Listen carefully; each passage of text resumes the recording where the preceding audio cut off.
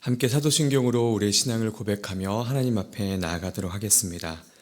전능하사 천지를 만드신 하나님 아버지를 내가 믿사오며 그 외아들 우리 주 예수 그리스도를 믿사오니 이는 성령으로 잉태하사 동정녀 마리아에게 나시고 본디오 빌라도에게 고난을 받으사 십자가에 못 박혀 죽으시고 장사한 지 사흘 만에 죽은 자 가운데서 다시 살아나시며 하늘에 오르사 전능하신 하나님 우편에 앉아 계시다가 저리로서 산자와 죽은 자를 심판하러 오시리라.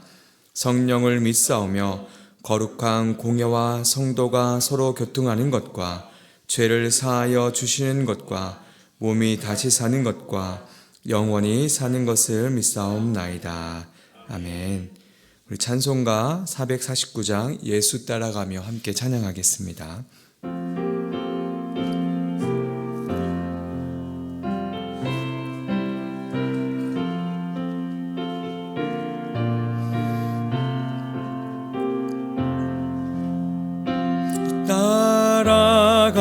따라가면 복음 순종하면 우리 행할 길 환하겠네.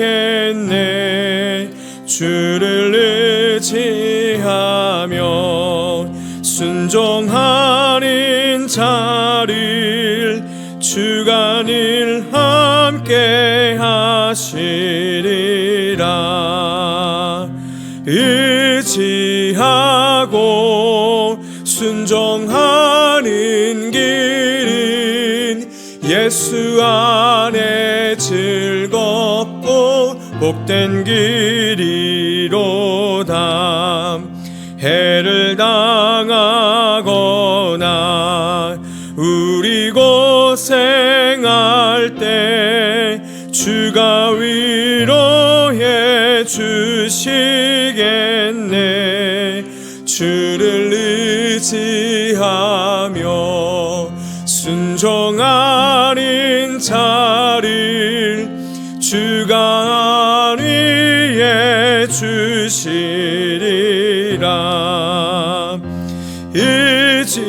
의지하고 순종하는 길은 예수 안에 즐겁고 복된 길이로다. 남의 짐을 지고 슬픔 위로하면 주가 상급을 주시겠네. 주를 의지하며 순종하는 자를 항상 복 내려 주시리라.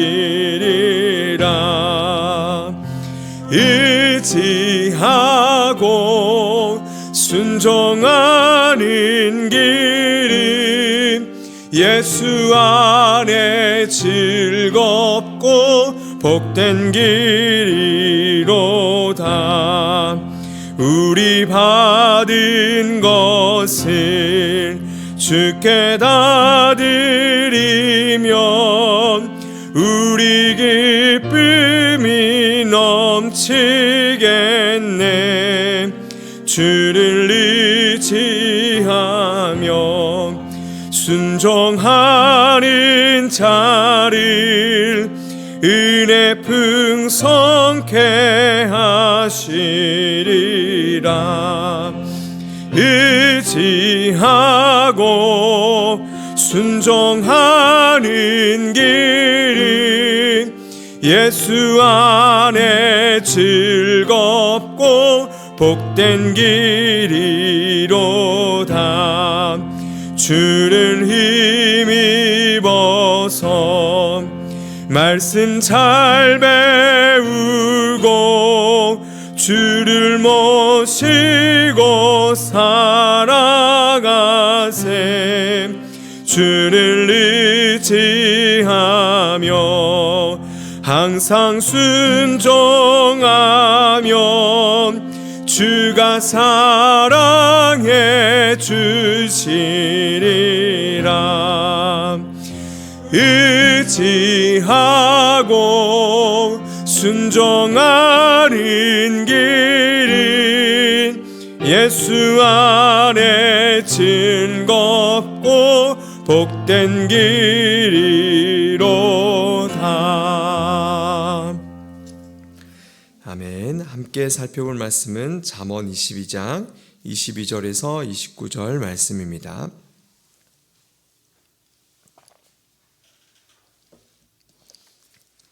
우리 함께 교독하면서 하나님의 말씀을 받겠습니다. 제가 먼저 읽습니다. 약한 자를 그가 약하다고 탈취하지 말며 곤고한 자를 성문에서 압제하지 말라. 대저 여호와께서 신원하여 주시고 또 그를 노력하는 자의 생명을 빼앗으시리라. 노를 품는 자와 사귀지 말며 울분한 자와 동행하지 말지니 그의 행위를 본받아 내 영혼을 올무에 빠뜨릴까 두려움이니라. 너는 사람과 더불어 손을 잡지 말며 남의 빚에 보증을 서지 말라. 만일 갚을 것이 내게 없으면 내 누운 침상도 빼앗길 것이라. 네가 어찌 그리하겠느냐. 내 선조가 세운 옛 지계석을 옮기지 말지니라. 내가 자기의 일에 능숙한 사람을 보았느냐. 이러한 사람은 왕 앞에 설 것이요 천한 자 앞에 서지 아니하리라. 아멘. 오늘도 하나님의 말씀에 은혜가 있기를 간절히 소망합니다. 먼저 22절과 23절의 말씀을 다시 한번 보면 약한 자를 그가 약하다고 탈취하지 말고 또 곤고한 자를 성문에서 압제하지 말라. 대저 여호와께서 신원하여 주시고 또 그를 노력하는 자의 생명을 빼앗으시리라 라고 기록되어 있습니다. 본문에서 약한 자라고 해서 그의 물건을 탈취하지 말라고 말씀하십니다. 힘이 있는 자가 공의를 저버리고 자기의 이익을 위해 재산을 빼앗는 그런 행위를 하지 말라는 것이죠. 또 곤고한 자를 성문에서 압제하지 말라고 교훈하는데 이것은 억울함을 당하여 곤고하게 이미 그렇게 된 자를 재판장에서 재판장이 다시 압제하지 말라는 그러한 의미를 담고 있습니다. 힘과 권력이 주어진다면 사람은 누구나 약한 자를 누르려고 합니다. 예전에 육룡이 나르샤라는 드라마가 방영된 적이 있습니다. 그 드라마에서 고려의 간신인 길태미가 마지막에 죽음을 맞이하면서 세상에서 절대 변하지 않는 진리가 있다라고 소리를 칩니다. 강자는 약자를 병탄한다. 강자는 약자를 인탄한다. 이것이 세상에서 변하지 않는 진리라고 소리치면서 마지막 숨을 거둡니다. 강자가 약자를 짓밟고 빼앗아 삼키고 빼앗는 것이 세상의 진리라는 것이죠. 열왕기상 21장을 보게 되면 북이스라엘의 아합 왕이 소개됩니다. 자신의 왕궁에서 딱 보니 정말 보기 좋고 또 갖고 싶은 포도원이 보였습니다. 그 포도원의 주인은 나봇이었죠. 아합 왕이 포도원을 나봇에게 팔라고 하지만 나봇은 그럴 수 없다라고 거절합니다. 그러자 그의 아내인 이세벨이 거짓 누명을 씌워 나봇을 죽입니다. 그리고 그 포도원을 빼앗아 버리죠. 그때 하나님께서 엘리야에게 찾아와 아합에게 가서 이렇게 전하라고 말씀하십니다. 열왕기상 21장 19절 말씀인데요. 너는 그에게 말하여 이르기를 여호와의 말씀이 내가 죽이고 또 빼앗았느냐 하셨다 하고 또 그에게 이르기를 여호와의 말씀이 개들이 나봇의 피를 핥은 곳에서 개들이 내 피, 곧 내 몸의 피도 핥으리라 하였다 하라. 하나님께서는 약하고 억울하게 곤고하게 된 자들을 신원하여 주십니다. 그리고 악한 자들의 생명을 빼앗아 버리시는 것이죠. 그러니 우리는 늘 이 점을 기억해야 합니다. 우리에게 힘과 능력 또 권력이 주어진다면 우리는 그것이 하나님으로부터 주어진 선물임을 인정해야 하는 것이죠. 그리고 그 힘과 능력을 나 자신을 위해 사용하는 것이 아니라 약한 자들에게 방패가 되어지고 곤고한 자들에게 위로가 되어 주어야 합니다. 왜냐하면 세상 만물을 지으신 참 하나님이신 예수 그리스도께서 우리의 피난처요 우리의 방패가 되어 주셨고 우리의 유일한 위로자가 되어 주셨기 때문입니다. 그 예수 그리스도의 길을 따라가는 자들이 바로 우리들인 것이죠. 오늘도 직장에서 가정에서 나보다 연약한 분들의 방패와 위로가 되어 걸어가시는 여러분이 되기를 간절히 주님의 이름으로 축원합니다. 이어서 24절과 27절의 말씀을 보면 노를 품는 자와 사귀지 말며 울부는 자와 동행하지 말지니 그의 행위를 본받아 내 영혼을 울무에 빠뜨릴까 두려움이니라. 너는 사람과 더불어 손을 잡지 말며 남의 빚에 보증을 서지 말라. 만일 갚을 것이 내게 없으면 내 누운 침상도 빼앗길 것이라. 네가 어찌 그리하겠느냐.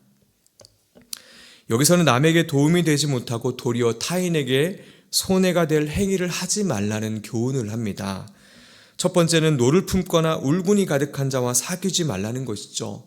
분노와 울분이 많은 사람 옆에 있다 보면 결국 내 영혼이 올무에 걸려 넘어지게 되고 또 타인에게 손해를 끼친다는 내용입니다.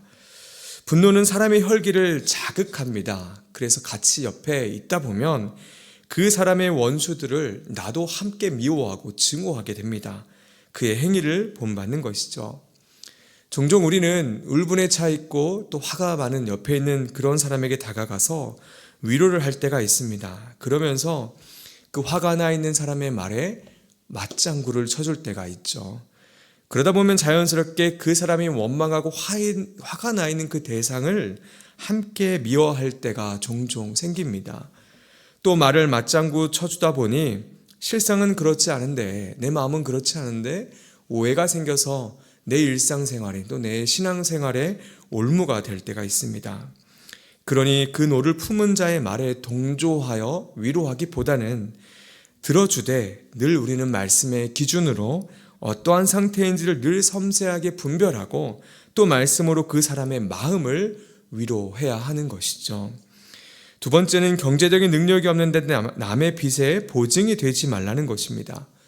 경제적인 능력이 없이 타인의 빚을 대신 보증을 서게 된다면 먼저는 타인에게 헛된 위로를 주는 것이죠. 왜냐하면 결국엔 갚지도 못하고 자기 자신이 파산하게 되기 때문입니다. 늘 이 제자의 교훈을 기억함으로 덕을 세워가는 또 우리가 되기를 소망합니다. 28절의 말씀을 보게 되면 내 선조가 세운 옛 지계석을 옮기지 말지니라 라고 또 우리에게 교훈합니다. 남의 소유를 침해하지 말라는 의미이죠. 더 나아가 남의 나라의 영토를 침략하지 말라는 의미도 함께 담겨 있습니다. 사도행전 17장 26절에 이렇게 기록되어 있습니다. 인류의 모든 족속을 한 혈통으로 만드사 온 땅에 살게 하시고 그들의 연대를 정하시며 거주의 경계를 한정하셨으니 하나님께서는 각 나라마다 거주의 경계를 정하셨습니다. 그 경계를 허물고 침략하는 행위는 악한 것이죠. 하나님의 주권에 대한 반항이기도 합니다. 그런데 우리는 역사를 보면 강한 나라가 약한 나라를 침략하는 경우를 우리는 잘 보게 됩니다. 이것은 우리가 어떻게 생각해 봐야 할까요? 원칙은 악하다라는 것입니다. 그럼에도 하나님께서는 사람들의 이 악한 모습을 허용하시고 나라를 심판하실 때가 있습니다. 아수르 제국은 북이스라엘을 멸망시켰고 바벨론은 남유다를 멸망시켰습니다. 하나님께서는 이방 나라의 악을 허용하심으로 이스라엘 백성들의 죄악들을 심판하시고 또 징계하신 것이죠. 그럼에도 하나님께서는 결국 아수르는 바벨론에 의해서 멸망시키셨고 바벨론은 메다바사에 의해서 멸망시키셨습니다. 남의 소유를 빼앗는 것은 결국 하나님 앞에 큰 죄이며 저주를 받도록 되어 있는 것이죠. 우리가 이 교훈에서 중점적으로 주의 깊게 생각해야 하는 것은 바로 하나님의 주권입니다. 하나님의 주권을 인정하며 그것을 믿음의 눈으로 바라보는 우리의 안목과 통찰력이 필요한 것이죠. 이어서 29절의 말씀을 보게 되면 네가 자기의 일에 능숙한 사람을 보았느냐? 이러한 사람은 왕 앞에 설 곳이요 천한 자 앞에 서지 아니하리라. 마지막으로 29절에 교훈하는 바는 자기 일에 근면해야 한다는 것입니다. 본문에 능숙한 사람이라는 표현은 근면한 사람을 가리킵니다. 근면한 것은 하나님께서 매우 기뻐하시는 일이죠. 왜냐하면 자기 일에 근면하다는 것은 하나님께서 자기에게 맡겨준 일을 소명으로 생각하고 열심히 하는 자세를 말하고, 또 이것은 앞서 말한 대로 하나님의 주권을 인정하는 삶의 모습이기 때문입니다. 근면한 자는 자기 자신의 일뿐만 아니라 타인의 일까지도 도와줄 수 있는 여력이 있는, 여유가 있는 사람입니다. 그렇기 때문에 왕을 보필할 정도로 성장하게 되는 것이죠. 딱 창세기 봤을 때 요셉이 그런 인생을 살았습니다. 보디발 장군의 집에서 맡은 일을 성실하게 근면하게 감당했고, 옥중에서도 자기의 일을 성실하게 감당했고 인정을 받았습니다. 결국 술 맡은 관원장, 떡 맡은 관원장의 꿈을 해석해주고 바로 왕 앞에 서게 되었습니다. 오늘 하루 우리에게 맡겨진 일상을 근면하게 성실하게 감당하십시오. 때로는 그냥 우리가 살기 위해서, 또 돈을 벌기 위해서 우리가 그 자리에 서 있다고 생각이 들 때가 있습니다. 그럼에도 불구하고 그 자리는 하나님의 주권으로 우리에게 허락된 자리이고 소중한 선물입니다. 하나님께서는 오늘 이 시대에, 이 대한민국의 이 시대에 우리를 세우셨고 우리 일상의 자리인 가정과 직장의 자리에 세워주셨습니다. 비록 지금 여러 가지로 힘이 들 수도 있을 수 있습니다. 그러나 나를 세우신 하나님을 인정하고 또 때를 기다리며 기쁨과 감사함으로 또 주님을 바라보기를 힘쓰며 걸어가는 우리가 되기를 소망합니다. 말씀을 맺겠습니다.